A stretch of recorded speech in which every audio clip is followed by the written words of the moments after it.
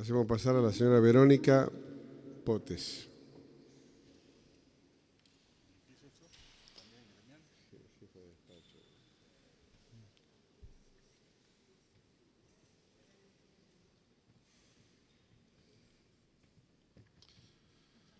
Sí. Señora, tiene 10 minutos para su exposición. Muchas gracias. Muchas gracias, señor presidente. Buen día a todos. En primer término, quería agradecer la posibilidad de poder traer a esta comisión las inquietudes que como empleados del Fuero Penal nos trae la implementación del nuevo Código Procesal de la Nación. En primer lugar, quería también señalar que algunas de las cuestiones sobre las que les voy a hablar ya las han escuchado, porque hay cuestiones que son comunes, nos preocupan en forma generalizada a todos los empleados y han sido tratadas incluso con mayor profundidad de lo que yo lo voy a hacer en esta oportunidad. De todas formas, las reiteramos porque la intención es poder transmitir la visión desde la óptica de un empleado judicial. Dentro del Poder Judicial, ustedes saben que el Fuero Penal tiene la particularidad de tratar cuestiones muy sensibles. Nosotros investigamos, profundizamos y nos abocamos a diario a las situaciones más tristes y traumáticas que tiene que atravesar la gente a diario. Nos relacionamos cotidianamente y en forma personal con víctimas que traen, por supuesto, una gran dosis de consternación, con testigos que han tenido que presenciar situaciones realmente traumáticas y con procesados que también tienen sus particularidades, justamente porque verse privado de su libertad también es una cuestión traumática para cualquier persona. Nosotros convivimos laboralmente a diario con estas situaciones. Cada persona que se acerca a un tribunal o a un juzgado recibe de nuestra parte no solo contención, sino que a veces recibe mini clases de derecho penal en un léxico que les permita entender cuál es el alcance de ese proceso que lo involucra circunstancialmente. Es por eso que el motor esencial de cualquier empleado judicial es la vocación. Sin vocación es prácticamente imposible sostenerse en esa dinámica. La historia general del empleado judicial en general empieza alrededor de los 20 años, en forma simultánea el ingreso a la carrera judicial y el ingreso a la carrera de Derecho. Muchos de nosotros hemos avanzado simultáneamente en ambas carreras. Particularmente yo, por ejemplo, tengo más de 20 años de antigüedad en la justicia, ingresé en el año 1993 como meritoria y fui nombrada en 1994 en el primer cargo y fui ascendiendo en los cargos siguientes. La implementación del nuevo sistema acusatorio es realmente un cambio histórico dentro del Poder Judicial, dentro de la estructura del Poder Judicial. Yo he vivido la transición anterior del anterior sistema escrito a la inclusión de la oralidad y en aquella oportunidad lo que ocurrió fue que las estructuras del Ministerio Público Fiscal y del Ministerio Público de la Defensa vieron ampliadas su organización interna, pero el Poder Judicial también. Entonces, en aquella oportunidad, el horizonte laboral de todos los empleados del Fuero Penal, del Ministerio Público Fiscal, del Ministerio Público de la Defensa y del Poder Judicial, vimos nuestras posibilidades laborales realmente con un horizonte mucho más amplio de crecimiento profesional. En este caso, lo que ocurre al implicar un traspaso de funciones desde el Poder Judicial al Ministerio Público Fiscal, las estructuras que se expanden son las del Ministerio Público Fiscal y del Ministerio Público de la Defensa y en cambio el Poder Judicial se ve reducido. Esa reducción que surge claramente de la lectura del proyecto es lo que nos preocupa profundamente. Cuando yo supe de la existencia del proyecto, lo primero que hice fue hacerme una copia y tratar dentro de la normativa encontrar mi situación. Mi situación, hablo de mí, me refiero a cualquier empleado judicial. Encontrar en qué se podía modificar mi tarea, de qué modo iba a variar incluso ediliciamente mi trabajo, si iba a seguir trabajando en el mismo lugar, si iba a cambiar. Y la realidad es que no me encontré claramente. No quiero ser repetitiva, pero la verdad es que la situación de los empleados contratados e interinos es una preocupación generalizada. Ya la han planteado los anteriores expositores e incluso en la audiencia del día 12 de mayo también la han planteado incluso los jueces con mucha mayor profundidad. No lo quiero reiterar, pero realmente es algo muy preocupante porque y que debe ser resuelto antes de la implementación, de la efectiva implementación, porque en el caso de que ese personal contratado no cuente con un cargo efectivo dentro de la planta del Poder Judicial o del Ministerio Público, queda desempleado. Y en el caso de que sí cuente, el cese y que se efectivice el traspaso con el cargo efectivo que detenta dentro de la institución que sea, el cese de ese contrato va a implicar en dominó hacia abajo la caída de todos los interinatos que significó en su momento el ascenso. Con lo cual, el último eslabón de la cadena también va a quedar desempleado en ese supuesto. Por otro lado, en el proyecto de ley, el artículo 20 y el artículo 22 prevén que los actuales juzgados nacionales en lo criminal de instrucción y los actuales juzgados nacionales en lo correccional, que son 49 y 14 respectivamente, pasen a ser juzgados nacionales de garantías, mientras que los tribunales orales, que son 30, pasan a ser tribunales nacionales de juicio.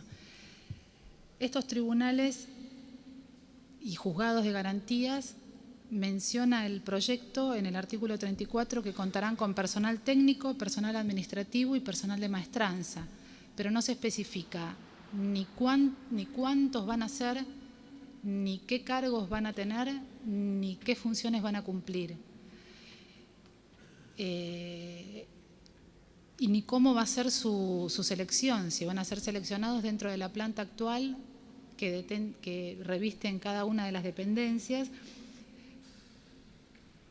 Esa es también una preocupación de los empleados actuales que pretenden permanecer en las funciones que actualmente ocupan.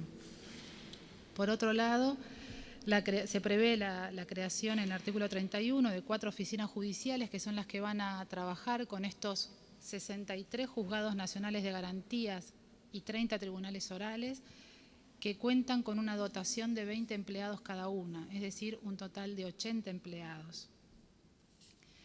Estas son las dos posibilidades con las que cuenta actualmente el empleado del Poder Judicial a los fines de su futuro laboral. Permanecer dentro del Poder Judicial o el traspaso a las oficinas judiciales o al Ministerio Público Fiscal o de la Defensa. La cuestión es que, por ejemplo, en el caso del Ministerio Público Fiscal, la ley orgánica en el artículo 54 prevé expresamente la garantía a la carrera dentro del Ministerio, con lo cual estos convenios de traspaso al momento de celebrarse tendrán que ser compatibilizados con esta garantía, porque cualquier empleado del Poder Judicial que aspire a ocupar un cargo en el Ministerio Público Fiscal o de la Defensa se va a topar con la expresa garantía legal de un empleado del Ministerio Público Fiscal para acceder a ese cargo. A modo ilustrativo, yo quisiera señalarles que estos 63 juzgados nacionales de garantías y 30 tribunales orales cuentan de planta estable al día de hoy con, en total, 107 secretarios, 107 prosecretarios, 202 jefes de despacho, 107 oficiales, 107 escribientes, 107 escribientes auxiliares, 107 medio oficial u ordenanza. A esto hay que sumarle los contratos y los interinatos y los empleados de maestranza extra que tienen asignadas cada una de las dependencias, con lo cual el número es claramente superior. Es decir, la imprecisión normativa o la vaguedad o el silencio que se advierte en el proyecto es lo que nos genera preocupación como empleados. y, por supuesto, en cuanto a las condiciones de permanencia o traspaso, ¿no? Y por eso es necesario detenerse en el número de empleados, porque las posibilidades del traspaso a las oficinas judiciales o al Ministerio Público Fiscal, en cuestión numérica, lamentablemente, o de cargos, hacen muy difícil, por lo menos desde nuestra óptica, muy difícil sentir la certeza o sentir que tenemos garantizado poder estar incluidos realmente todos en las posibilidades y con nuestras aspiraciones personales. Muchos de nosotros no van a tener problemas seguramente en traspasar a una oficina judicial y realizar tareas administrativas. Pero como yo les contaba hace un rato, nuestro trabajo a veces tiene muy poco de administrativo. Y otros tanto hemos tratado de formarnos con nuestros recursos, tanto intelectuales como económicos propios, porque el Poder Judicial no nos otorga capacitación gratuita. Nosotros, la capacitación que hacemos, la formación que hacemos es realmente con nuestro propio esfuerzo. Estas son las cuestiones que nos llenan de incertidumbre y nos preocupan, no solo por la estabilidad laboral y el futuro laboral, sino porque solo nosotros sabemos cuál es la importancia de las tareas que realizamos a diario y la voluntad y el amor que ponemos a diario en nuestro trabajo, que hace que nos involucremos personalmente muchísimas veces, porque es imposible no generar empatía con una persona que viene realmente quebrada por una situación que la ha afectado en lo personal o algún familiar. Les agradecemos mucho que nos hayan escuchado. Quisiera hacer una última mención a los juzgados de ejecución penal. Si bien yo no me desempeño en un juzgado de ejecución penal, tienen una gran problemática con el cúmulo de trabajo que ha motivado que a través de los contratos y los interinatos se vea la dotación redoblada en su número. Y tienen, digamos, una problemática muy específica con esta cuestión. Eso es todo, les agradezco que me hayan escuchado. Muchas gracias. Muchas gracias, señora. Hacemos pasar a la doctora Gabriela Vázquez, presidenta del Consejo de la Magistratura. Está en la antesala, ahí viene.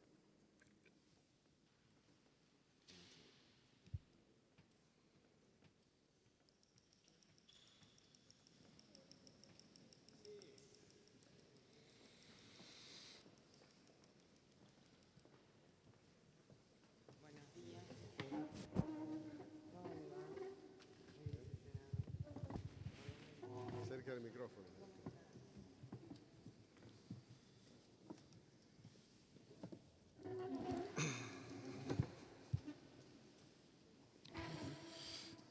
Buenos días, doctora. Bienvenida a este honorable cuerpo, en este caso de integración bicameral. La hemos citado para escuchar su opinión respecto a este proceso de implementación que requiere este nuevo ordenamiento procesal penal, habida cuenta de el rol central que cumple el Consejo de la Magistratura en orden a muchos de estos temas. Así que, como última oradora, digamos, de esta larga exposición que hemos tenido en estos días, la ponemos en uso de la palabra. Bueno, muchas gracias a todos, a todas por la invitación. En mi carácter de presidenta del Consejo de la Magistratura del Poder Judicial de la Nación, estoy convencida que ese es el motivo por el cual me han invitado, y el Consejo de la Magistratura es un actor importante dentro de este proyecto de implementación del nuevo Código Procesal Penal de la Nación. Así que les agradezco desde ya.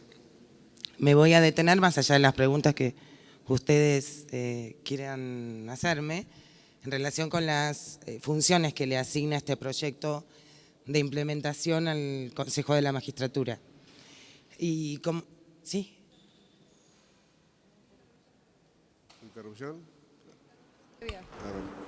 Sí, no, quería saber si la doctora solamente va a comentar este proyecto o va a comentar todos los proyectos. Si usted le envió todos los proyectos. No sé qué proyecto va a comentar. Nosotros no circulamos a los oradores los proyectos, circulamos a los integrantes de la comisión. ¿Usted no leyó nuestro proyecto, doctora? No, para hacérselo llegar. No lo leí, pero a mí me llegó el proyecto de Lamento porque teníamos de implementación.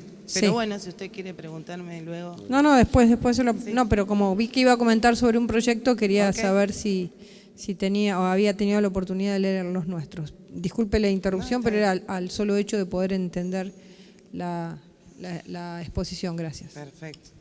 Bueno, la primera idea fuerza que me gustaría transmitirles es que las funciones que el proyecto de implementación que me fue girado le asigna al Consejo de la Magistratura están en sintonía con las funciones que el artículo 114 de la Constitución Nacional le atribuye al Consejo de la Magistratura y también de acuerdo con su ley orgánica, la ley 24.937, con todas sus modificaciones.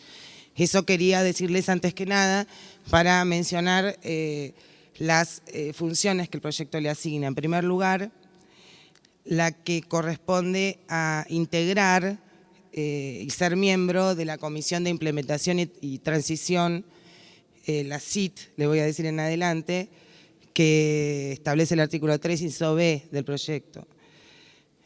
Y les digo esto porque el Consejo de la Magistratura, además de intervenir en los procesos de selección y disciplina, tiene a su cargo, de acuerdo al artículo 114, la administración de los recursos y el dictado de todos los reglamentos que tengan que ver con un adecuado servicio de justicia. Es decir, que todas las funciones que este proyecto asigna se corresponden constitucionalmente con el diseño de la reforma del 94, que bueno, fue quien lo creó como órgano dentro del ámbito del Poder Judicial. La segunda función que le asigna tiene que ver en el artículo 6º, inciso primero, recibir propuestas de la CIT en cuanto al plan de distribución de personal existente en el Poder Judicial de la Nación, a medida que vayan finalizando las causas del Código Procesal Penal LBN, ¿no? Me parece importante que aquí se comprometa y que se le asignen funciones conjuntas también a la Corte Suprema de Justicia de la Nación, porque más allá de que el artículo 114 de la Constitución faculta al Consejo, entiendo que todo lo que tiene que ver con el personal y la carrera administrativa hacia las expectativas de todos los funcionarios y los empleados, y esas expectativas tienen que estar garantizadas, ¿no? La Corte Suprema es la cabeza del Poder Judicial y en ese sentido, más allá de que la Constitución nos faculta al Consejo de la Magistratura, es conveniente porque todas las implementaciones y transiciones hacia el sistema acusatorio en todas las provincias donde se ha desarrollado ha necesitado que las Cortes provinciales intervinieran y se pusieran la camiseta, como dicen muchos de los colegas de las provincias con los que he conversado. La transición y este cambio de paradigma y cambio cultural que exige es dificultoso. Los cambios culturales, ustedes saben, bueno, como todos, que exigen que las cabezas de los poderes bajen las políticas a través de talleres, de cursos, de sensibilización, etcétera. Y me parece que la Corte Suprema tiene que tener un rol protagónico, ¿no? El artículo 8 prevé también que sea el Consejo de la Magistratura quien llame a la primera reunión de la CIT, eso, y también la CIT funcione con una secretaría técnica que gire en la órbita del Consejo de la Magistratura. Eso me parece que se corresponde con la idea del diseño constitucional del Consejo de la Magistratura. El artículo 34 establece que los órganos judiciales que ejercen funciones de superintendencia sobre los distintos juzgados eleven al Consejo una propuesta para la conformación de la dotación necesaria para cada jurisdicción. Aquí también me parece muy importante que se compartan estas funciones con la Corte Suprema y no se circunscriban al Consejo de la Magistratura. El artículo 40 establece que el Consejo diseñe un programa de traspaso voluntario de juzgados y tribunales para cubrir la circunscripción 1 en la capital federal. Si el Congreso decide una implementación progresiva por circunscripciones, bueno, no hay ningún reproche ni objeción a que el Consejo sea el órgano que defina por sorteo ante la falta de un traspaso voluntario, ¿no? Y el artículo 47 y el artículo 48 también establece cuestiones que tienen que ver con personal, reasignación de funcionarios o de la carrera administrativa de las oficinas de gestión, tanto las oficinas judiciales como las de medidas alternativas, y en esas funciones también creo que debe intervenir la Corte Suprema.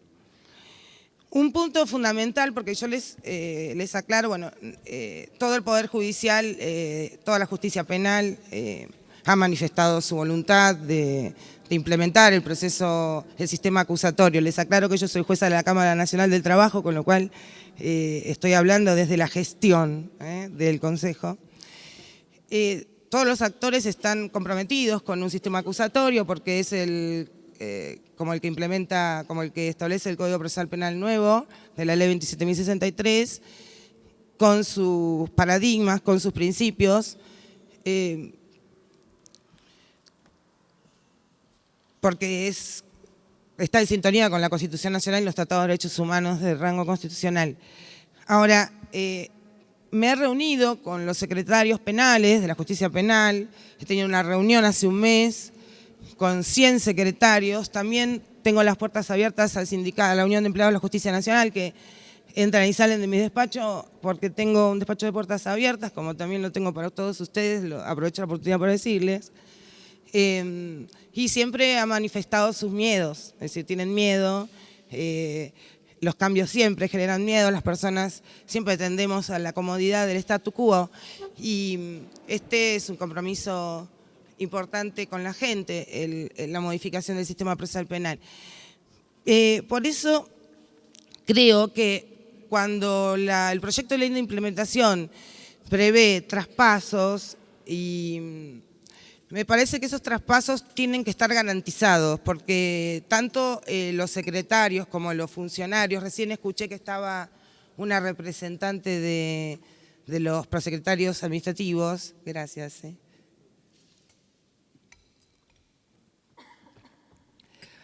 Esos traspasos tienen que ser imperativos, pero por supuesto respetando la voluntad de las personas. Si la persona quiere pasar, los secretarios quieren pasar a los ministerios públicos, ya sea fiscal o de la defensa, o permanecer en la unidad de trabajo del juez de garantías o de juicio, o bien pasar a integrar las oficinas de gestión, tiene que estar establecida esa opción. Es una manera de construir, bueno, cuando hay nuevos vientos, a veces hay gente que construye muros y otros construimos molinos, y la idea es de que este proyecto de implementación sea un molino para aprovechar estos nuevos vientos que tienen que ver con una buena administración de justicia, y creo que tienen que estar garantizados los derechos tanto de los funcionarios como de los trabajadores judiciales. Es decir, traspasos que sean imperativos o convenios imperativos, que no dependa de la voluntad de las cabezas de los órganos, de los ministerios públicos del Poder Judicial, pero por supuesto que sea voluntaria la opción de los trabajadores judiciales para trabajar en alguno de los ministerios públicos o permanecer en el Consejo, en el Poder Judicial en alguna de las unidades que propone este nuevo sistema. Esta es la voluntad que me han expresado los miembros de las comisiones internas de la Unión de Empleados de la Justicia Nacional cuando los he recibido, tanto de los tribunales orales criminales como de los juzgados correccionales y de instrucción, como de los juzgados de ejecución. Me parece que eso debería quedar claro. Y otro tema tiene que ver con la capacitación. El Consejo de la Magistratura está en condiciones y ya ha comenzado con la capacitación en el nuevo Código Procesal Penal. Esta semana, a través del Centro de Estudios Jurídicos de las Américas, ya han ido jueces y secretarios, juzgados de instrucción y juzgados correccionales a hacer un entrenamiento intensivo, que es un curso que dura bastante tiempo. Ayer también inauguré en la Escuela Judicial del Consejo de la Magistratura un ciclo de conferencias que está a cargo de distintos jueces y académicos.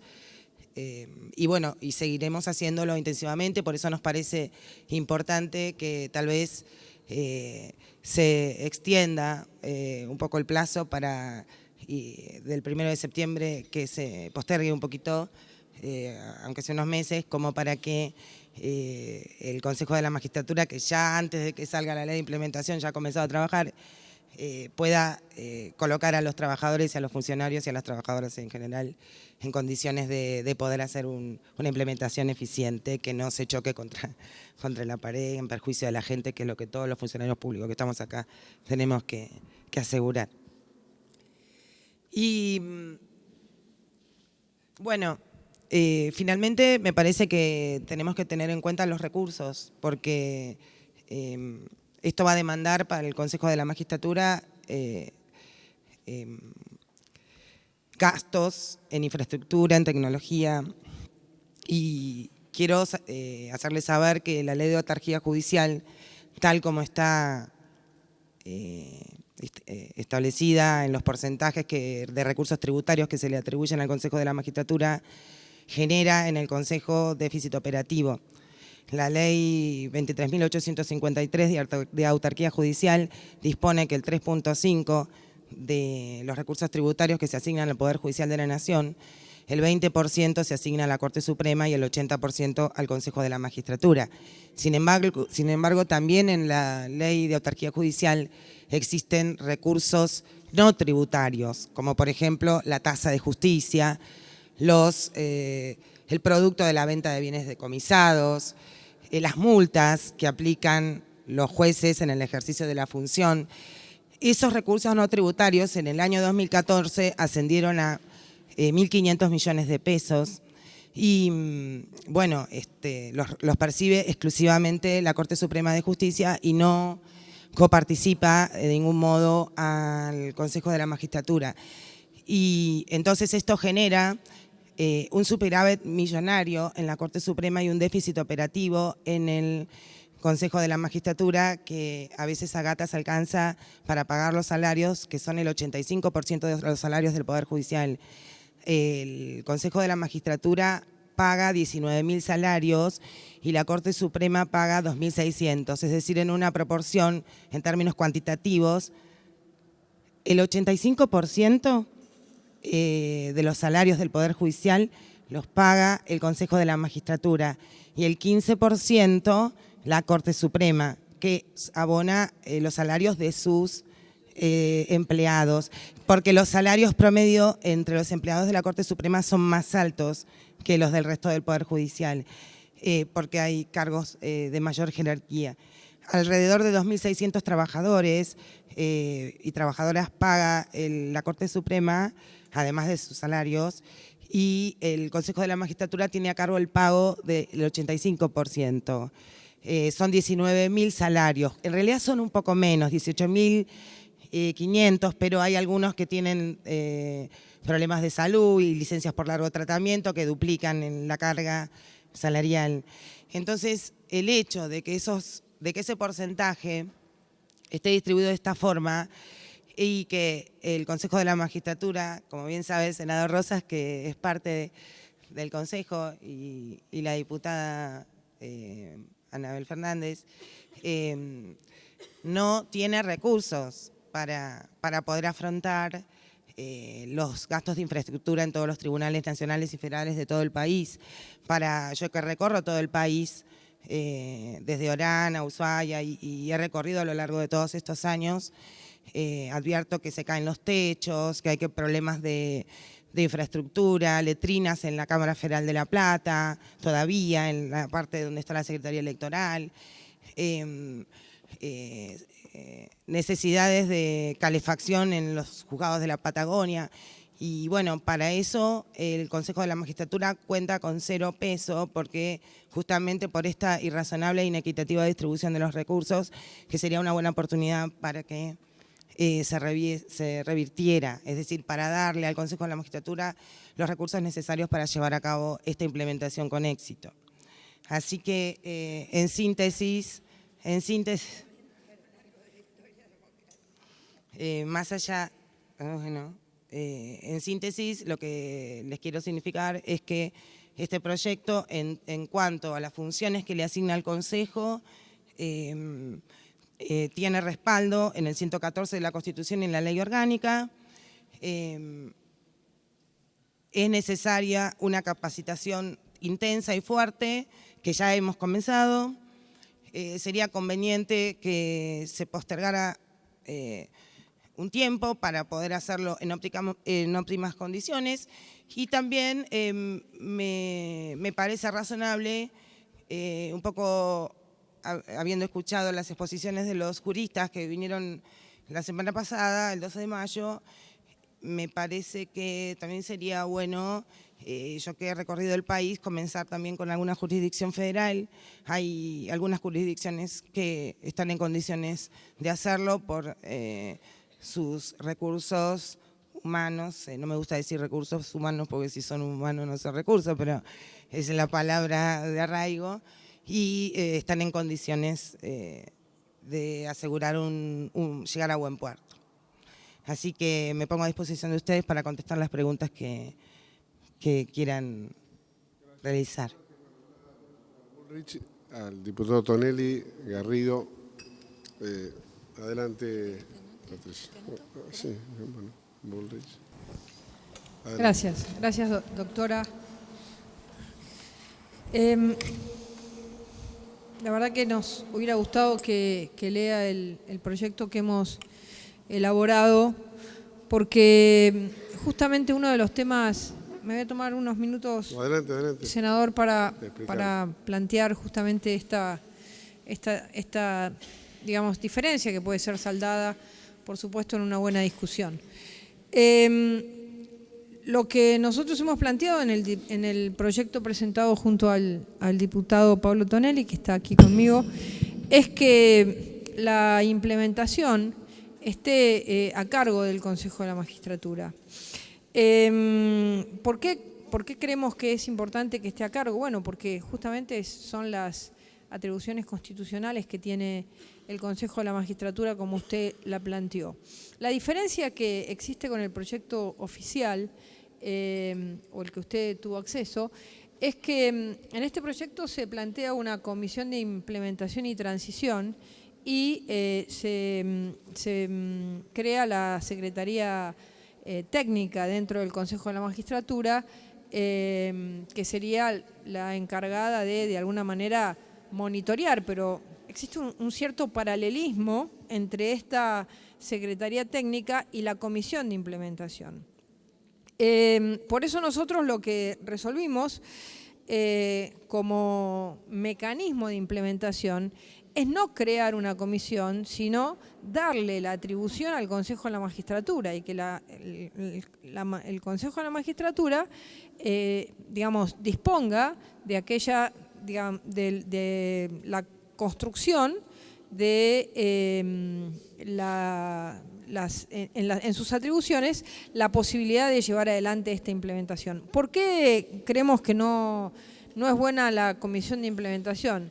En primer lugar, porque, digamos, ya tenemos el Consejo de la Magistratura, entonces es como que estamos sacando del Consejo de la Magistratura atribuciones que son propias del mismo. En segundo lugar, porque la comisión de implementación, y es un tema que a mí me gustaría escuchar su opinión respecto al mismo, hasta ahora en el proyecto es una comisión con cargos inamovibles.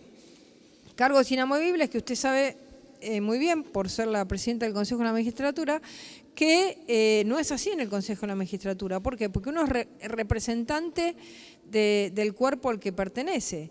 Es decir, si acá es inamovible el cargo, quien represente al Senado deja de ser senador y va a seguir estando en esta comisión de implementación. Lo mismo pasaría con diputados, lo mismo podría pasar con otros de los miembros y sobre todo, por ejemplo, el miembro del Poder Ejecutivo Nacional. Imagínense, el miembro del Poder Ejecutivo Nacional es inamovible y puede ser nombrado, en este caso, por este gobierno o por el próximo y durar hacia el otro, porque la comisión además dura 6 años. En consecuencia, lo que nosotros planteamos y lo pensamos mucho fue justamente pensar en que era el Consejo de la Magistratura el que no a partir de una Secretaría Técnica, sino a partir de la atribución constitucional que tiene, generase los mecanismos y los instrumentos necesarios para la implementación. Entonces, la primera pregunta que le quiero formular con una situación, digamos, que para usted no es fácil de responder, ya que no ha podido leer nuestro proyecto, pero yo se lo puedo acercar, es ¿qué opina de esta diferencia entre el Consejo de la Magistratura llevando adelante la implementación y la idea de la comisión que ha planteado el proyecto de los senadores Urtubey y otros? Primer punto.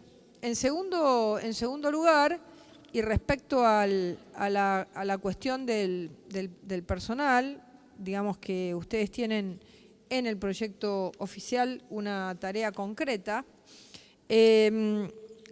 ¿Cómo, además de la formación de la que usted habló y de poner en práctica una serie de cursos para que, digamos, haya realmente un cambio cultural? Porque el cambio no solamente es, digamos, no sería bueno que el sistema nuevo sea nuevo solamente en sus formas, pero en el fondo se sigan con las mismas prácticas de este sistema actual, cosa que ha pasado en algunas de las provincias en las que se ha implementado este nuevo sistema. Entonces, en este sentido, plantear o preguntarle, en caso de que no se tome nuestra propuesta, de que sea el Consejo el que tome esta implementación y no esta comisión con cargos inamovibles, ¿qué opina? Bueno, porque, digamos, pensando en su ejemplo de los molinos y no de los muros, nos parece que esta comisión es como un muro, justamente. Es inamovible por 6 años, por representantes que ya no van a estar. ¿Cómo sería o cómo pensaría este plan respecto al personal? Son las dos preguntas que le quería formular. Muchas gracias. Mire, diputada Burrich, me parece que la implementación del Código Procesal Penal con sus nuevos paradigmas necesita de una comisión con esta integración como manera de... es más, me parece muy bueno que esté integrado por distintos representantes de las cámaras de casación, de la justicia, del Ministerio Público, del Ministerio de la Defensa, porque si esa función estuviese exclusivamente o dependiese exclusivamente del Consejo de la Magistratura, costaría mucho establecer normas de aplicación que no constasen con el consenso de los actores. Por eso a mí me gusta particularmente que exista una comisión, porque además, como esto tiene que ver con esta es una comisión que tiende a desaparecer en poco tiempo, no es una, por eso, no es una comisión que está pensada con funciones jurisdiccionales y para perdurar o ser perenne. Es decir, nace y se agota con la implementación del código, que puede durar 5 años y ser innecesaria tal vez mucho antes de ese tiempo, porque tengamos en cuenta que ya en toda la Argentina prácticamente está establecido el sistema acusatorio. Tal vez mucho antes se torne innecesaria. Me gusta que estemos todos los actores allí,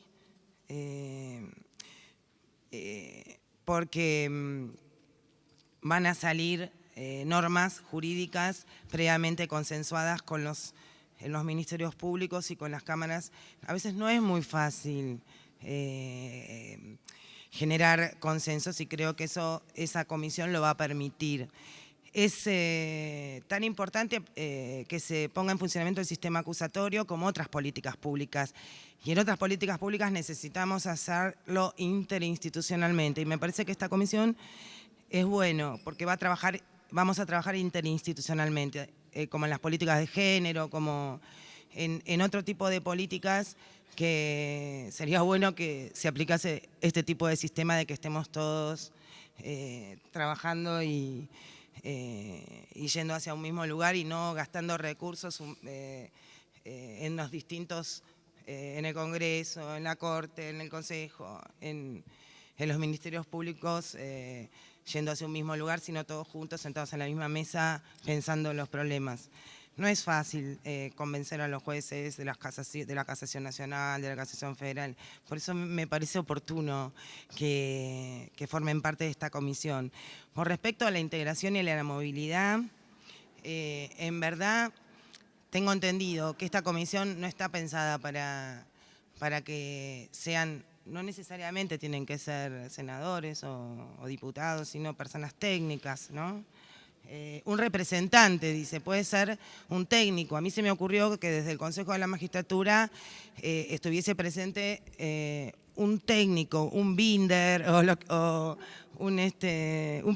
una persona que tenga mucha experiencia en la implementación de la transición hacia un sistema distinto, de un inquisitivo o intermedio a un acusatorio. Y entonces no me parecería incorrecto que fuesen inamovibles, porque si son técnicos y van siendo como tutores del sistema en un tiempo breve, porque 5 años no es nada, tal vez no es bueno cambiar de caballo en el medio del río, porque para transferir toda la experiencia del monitoreo, del estudio de cómo se va implementando. Es por supuesto como puede ser debatible, discutible.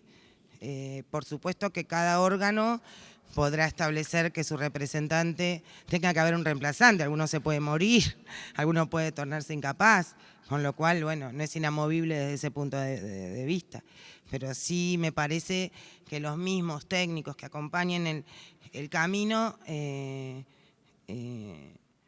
sean los que lo lleven a cabo. Pero reconozco que, bueno, que esto puede ser opinable.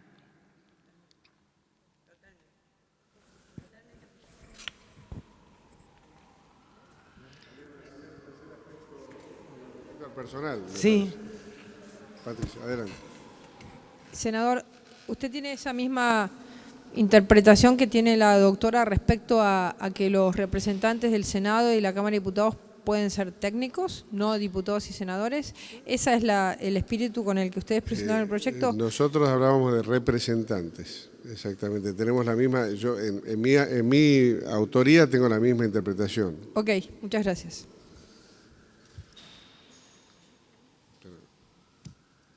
Opinable.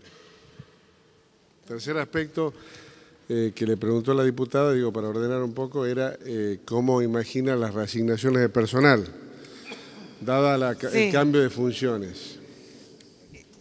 Hay una gran cantidad de funcionarios y empleados en el Poder Judicial de la Nación, en la justicia penal, ya sea la ordinaria o la federal, que necesariamente van a ser muy necesarios porque están acostumbrados a llevarse el turno, a articular con las fuerzas de seguridad, y el Ministerio Público Fiscal y el Ministerio Público de Defensa los va a necesitar.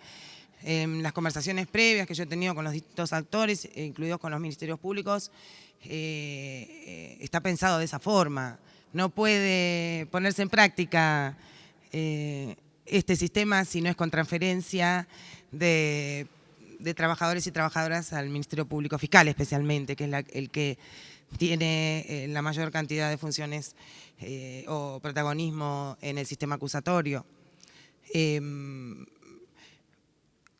Tratando de llevar tranquilidad a los funcionarios, a los secretarios concretamente, que es con quien tuve las reuniones, les aseguré que iba a haber convenios imperativos, como les dije antes, y que iban a tener la opción de permanecer dentro de la unidad técnica del juez, en las oficinas judiciales que van a estar girando en la órbita de las cámaras respectivas, de acuerdo al proyecto de implementación, y en su caso pasar a la defensa o al Ministerio Público Fiscal con respeto de sus carreras. Hay un tema que me parece importante que debería resolver la Corte Suprema antes de generar estos traspasos, que tiene que ver con la efectivización de muchos trabajadores y trabajadoras que están contratadas. La Corte Suprema de Justicia es quien asigna contratos. El Consejo de la Magistratura no lo puede hacer en este momento. De hecho, por ejemplo, tenemos muchos trabajadores en situación de precariedad y hemos pedido contratos efectivos a la Corte Suprema y no nos ha proporcionado todavía. Están custodiando el cerebro del Poder Judicial de la Nación, que es la Oficina de Tecnología, ¿no? Donde está la cabeza, la memoria de los procesos que están en todo el país. Y bueno, me parecería importante que ustedes como miembros del Poder Legislativo instaran a la Corte Suprema para que los trabajadores que están contratados sean efectivizados. Siempre se toman 5 años para hacerlo, que lo hagan antes de que pasen esos 5 años. Y con respecto a los interinatos, eso va a ser muy difícil pasar un interinato, porque el interinato depende de una cadena, de una licencia por enfermedad o de una subrogancia. En ese caso, me parece que por lo menos la Corte debería superar esos interinatos, al menos en los que están relacionados con contratados, porque como hay muchos contratados, esos contratados normalmente son trabajadores del Poder Judicial. Entonces, al ser contratados en un cargo superior y a la espera de ser efectivizados en 5 años, entonces generan cargos interinos por debajo. Y eso sería conveniente que se superase antes de que se pusieran en práctica los traspasos, para darle mayores oportunidades al personal, tanto a los funcionarios como al personal administrativo, ¿no? Sí. Adelante. Una cosa muy cortita. Usted habló de más tiempo. ¿Qué tiempo considera que necesitaría para llevar adelante esta tarea? ¿Cuántos meses? ¿5 meses? Bueno, 6 meses? en algunos lugares podría empezar dentro de 2 meses. Por ejemplo, en algunas jurisdicciones federales del país, yo que he recorrido y están interesados y ansiosos por comenzar. Mar del Plata, por ejemplo, Salta, también he hablado Podemos empezar por Mar del Plata, entonces. Pero en algunos lugares se puede empezar ya, porque lo único que necesita desde el Consejo de la Magistratura es algunas pequeñas obras de infraestructura. Ahora, en la capital federal, en la Justicia Nacional, y me parece que se necesitarían unos meses más, unos 4 o 5 meses más, por lo menos, sí. 4 o 5 meses más. Es decir, no septiembre como está previsto, sino por lo menos fin de año o tal vez Principio después de del la año que viene. feria, sí. Okay. Sería un inicio Después óptimo. podemos sacar la feria y ya lo hacemos el 1 de enero. Cerramos la feria. Cerramos sí. la feria y lo hacemos el 1 de enero. Acá los abogados no les gusta. Me parece un tiempo razonable, sí. Diputado Tonelli. Gracias, presidente, y gracias, doctora Vázquez, por transmitirnos su opinión. Yo le quiero comentar otro aspecto del proyecto de ley que hemos presentado con la diputada Bullrich a efectos de que usted nos dé una opinión. Partimos de la base en ese proyecto de que el juzgamiento de los delitos que hoy en día hace la Justicia Nacional de la capital es inexorable que pase a la órbita de la justicia de la Ciudad de Buenos Aires. Y digo que es inexorable no porque se nos ocurra a nosotros, sino porque es lo que dispone el artículo 129 de la Constitución Nacional. Esa transferencia puede concretarse mediante una simple transferencia de competencias, como ya se ha hecho hasta ahora con 3 convenios, o puede inclusive incluir la transferencia de los órganos jurisdiccionales, cosa que hasta ahora no ha ocurrido, pero que podría ocurrir. Por ende, y atento a que esto es inexorable y va a ocurrir más pronto que tarde, espero, nosotros proponemos que el nuevo Código Procesal no entre en vigencia para la Justicia Nacional y que por el contrario se acelere el traspaso de esa competencia. Porque dado que esa justicia o el juzgamiento de esos delitos, en algún momento no muy lejano, van a pasar a ser competencia de la Ciudad de Buenos Aires, no nos parece razonable que en definitiva esos delitos queden en muy poco tiempo sometidos a 3 códigos distintos. El actualmente vigente, el nuevo que se va a poner en vigencia próximamente, más el de la Ciudad de Buenos Aires. Entonces nosotros proponemos excluir a la Justicia Nacional de la aplicación de este código y solo poner en vigencia el código para la Justicia Federal, que es la que en definitiva y a lo largo del tiempo va a seguir aplicando este código para siempre o hasta que se dicte uno nuevo, y evitar ese inconveniente que se generaría en la Justicia Nacional de que en muy poco tiempo los mismos delitos fueran juzgados por 3 códigos distintos y con todos los inconvenientes que esto implica. Entonces, me gustaría conocer su opinión a este respecto. Bueno, mire, me parece que no sería conveniente excluirlo, desde mi punto de vista, porque sería como privar a los habitantes de la Ciudad Autónoma de Buenos Aires de las ventajas que significa el juzgamiento de delitos a través del sistema acusatorio, ¿no? Hasta tanto eso no ocurra. No, pero en la Justicia Nacional se aplica el Código Procesal Penal de la Nación. Lo que le digo es que… No, está bien.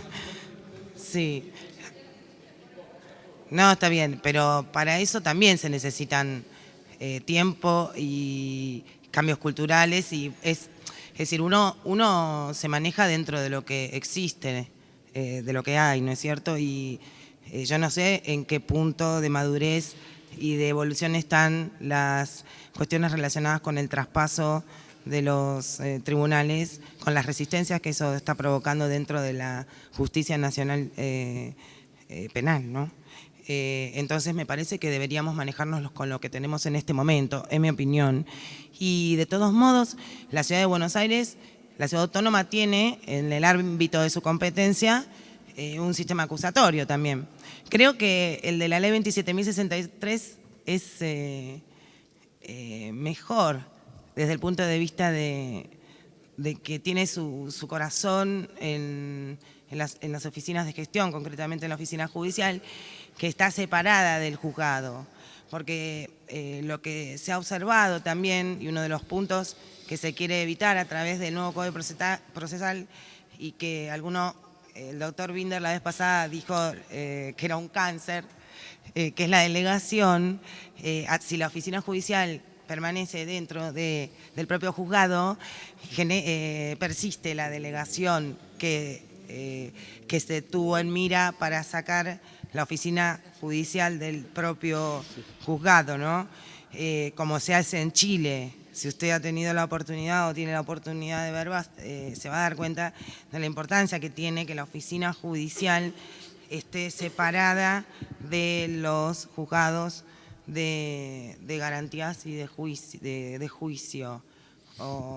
Entonces me parece que, para responder en síntesis a su pregunta, que no me parece conveniente que se espere a ese traspaso, porque ese traspaso va a ser muy conflictivo.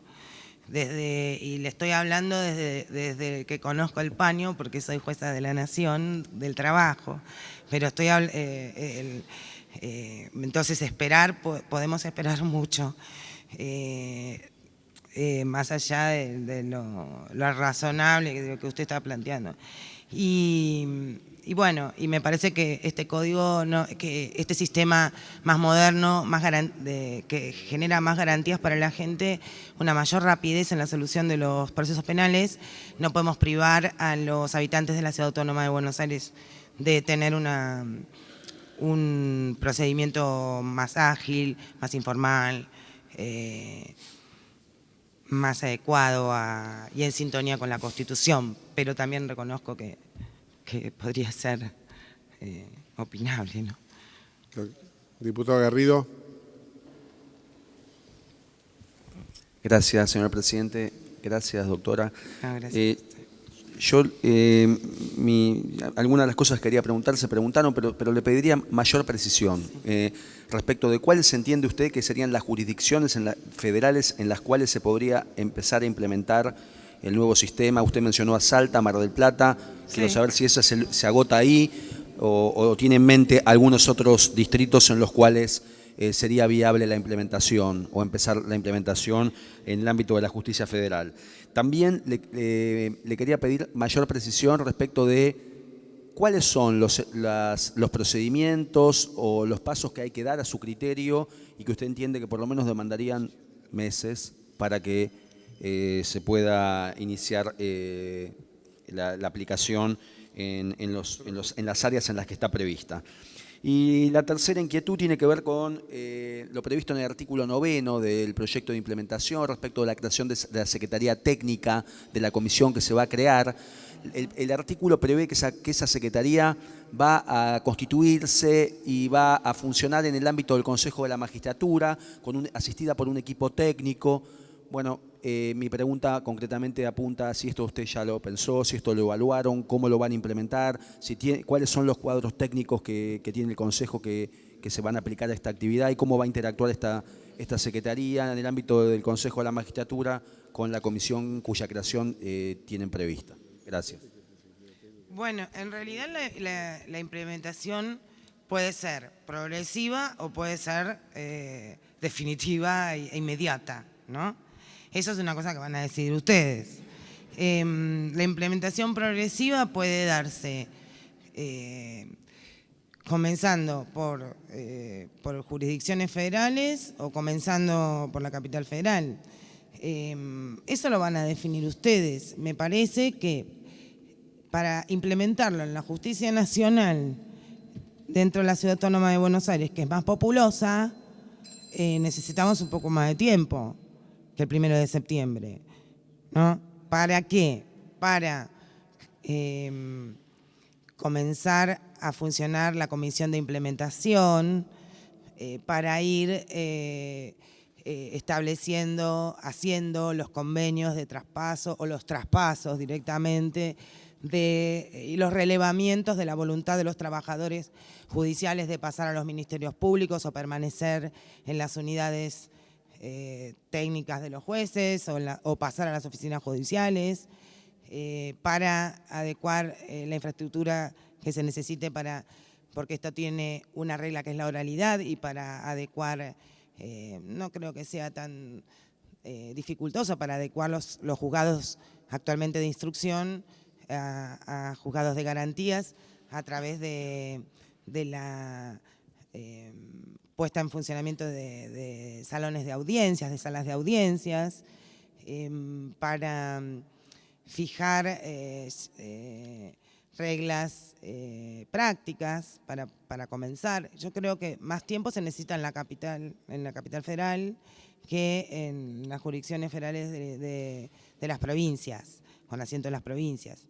Si usted me pide mayores precisiones, yo vengo trabajando en este tema desde el año pasado y bueno, hay jurisdicciones que están ansiosas y la que tengo seguridad, porque he conversado con cada uno de los jueces penales, tanto del tribunal, estuve justamente a fin de marzo con el Tribunal Oral Federal de Mar del Plata, con los doctores Falcone, Portela, Parra, También estuve con el doctor Taza, Jiménez y Ferro de la Cámara Federal y los jueces penales de Mar del Plata, también con Chausti y Alejandro Castellanos. Es decir, yo conozco a todos los jueces del país y ellos estaban ansiosos por su actividad académica, por su compromiso con el sistema acusatorio. Pero bueno, eso depende también de lo que ustedes decidan. A veces es conveniente, otras veces no es conveniente. Yo lo que sí puedo afirmar es que en la capital federal necesitamos más tiempo para, además de hacer todo lo que le dije hasta ahora, intensificar la formación y capacitación de los operadores, de los trabajadores, ¿no? La escuela judicial está destinada a capacitar desde los empleados administrativos hasta los jueces, funcionarios y además a los abogados. Tienen facultades dentro de su reglamento. Y bueno, además tenemos y estamos, hoy inauguro la tarde, un curso también de actualización en el nuevo Código Civil y Comercial, que va a entrar en vigencia el 1 de agosto del 2015. Entonces tenemos un lugar adecuado que nos ha proporcionado la Corte Suprema a través del ministro Maqueda, que es el que está a cargo de la Escuela Judicial, y nos ha brindado todo el apoyo logístico para iniciar capacitaciones masivas de todos los funcionarios y del Poder Judicial y empleados. Para eso necesitamos tiempo. ¿Cuál era la otra pregunta? Bueno, la comisión de implementación es ad honorem, ¿no? Quienes la integran. Pero me parece bien que tenga un apoyo administrativo y técnico como para ir diseñando los proyectos, ¿no? de implementación, para ir monitoreando, para ir corrigiendo, porque si usted vio todas las funciones que están previstas dentro del artículo 9,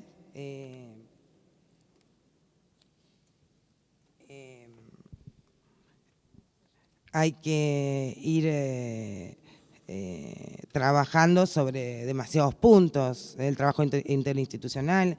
Acá, por ejemplo, promover la celebración de convenios de asistencia técnica, eso es muy importante para la capacitación también y para el intercambio con otras jurisdicciones que ya han aplicado el sistema acusatorio también en los últimos tiempos, ¿no? Entre Ríos, Chubut, también con organismos privados que estén especializados en temas de procedimiento penal como el CEJA, por ejemplo, que es el que hoy por hoy tiene en Rosario secretarios y jueces de instrucción y correccionales también, que hemos mandado para que se vayan entrenando. Para todo eso, ¿no? Para comenzar de manera óptima la puesta en funcionamiento de este nuevo código, en todos los sentidos. Sí. Yo encuentro en su mensaje, respecto de su mensaje le quiero hacer una pregunta. Si por un lado acá hay quejas permanentes de los empleados judiciales, ¿no?, sobre los que hay jurisdicción de la Corte y del Consejo de la Magistratura, de que a través de la implementación de este código perderían su situación laboral, sobre todo los contratados, o tienen temores, porque la merma del órgano hoy jurisdiccional sería notable, porque efectivamente el Ministerio Público, fiscal por lo menos, va a tener que reordenar su estructura, ampliarse, etcétera. ¿Cuál es la lógica de que toda una comisión integrada por el judicial, sustrayéndonos funciones al Congreso Nacional, tenga además una secretaría técnica en el Consejo de la Magistratura que tiene jurisdicción sobre jueces de garantías, tribunales orales, pero no sobre el Ministerio Público, Fiscal y de Defensa, que es donde tenemos que poner toda nuestra fuerza para su fortalecimiento institucional y cumplir acabadamente la función acusatoria en defensa de la sociedad? ¿Por qué una secretaría técnica? ¿Por qué el Consejo de la Magistratura? Si nosotros le estamos empoderando al Ministerio Público Fiscal a través de la acción acusatoria del Estado en nombre de la sociedad. Me parece que el Consejo de la Magistratura tiene una función de administración, ¿no? No tiene ni la función del... Claro, pero como la comisión de implementación está integrada por... entonces, en la lógica del proyecto de ley, tiene sentido que tenga el apoyo logístico en una secretaría dentro del Consejo.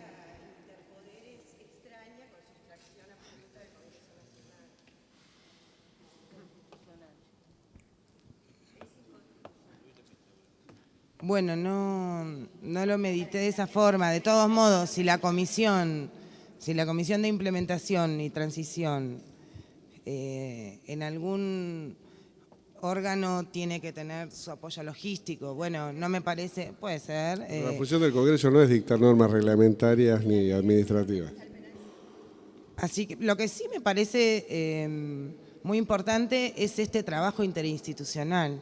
Eso me gusta, porque lo deberíamos hacer en otras oportunidades y con otras políticas públicas. Admita, Sí. señora jueza, que Sí. haber dicho que quienes tienen funciones vitalicias tienen mayor poder de representación, por más técnicos que sean, que nosotros, que nos sometemos a la voluntad popular cada 2 años, es un poquito atrevido. Gracias. No entendí, doctora Conti, lo atrevido de... Bueno. ¿Alguna pregunta más? Bueno, aprovechamos este silencio que se ha producido y hacemos un cuarto intermedio hasta las 14 horas. Muchas gracias. 13 tenemos. ¿De? Bueno, si la podemos postergar según voy a 14:30. ¿Eh? A las 15 horas, más o menos. No puedo yo a las 5 porque hay que sacarle. 15 horas.